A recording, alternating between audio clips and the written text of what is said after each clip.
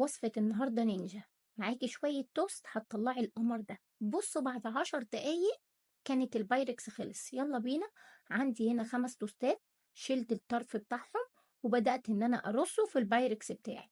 اوكي، لحد هنا الوصفة تمام وسهلة وبسيطة.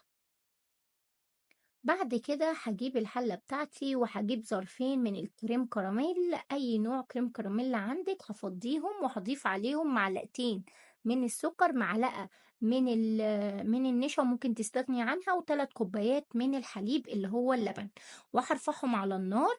بعد ما يسخنوا كده ويتماسكوا هجيب البايركس بتاعي وانزل بالكريم كراميل على التوست وهشيله في التلاجة لحد ما نعمل الكريمة.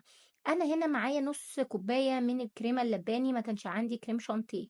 وبعدين هحط عليها 3 معالق من السكر البودره وكوبايه من الحليب وهضربهم مع بعض.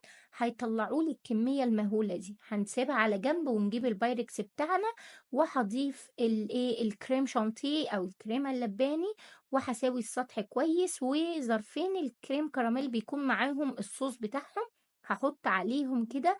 فتحت الظرفين بتوع الكراميل وضفتهم على السطح، بدأت أعمل أشكال بالخلة بأي حاجة.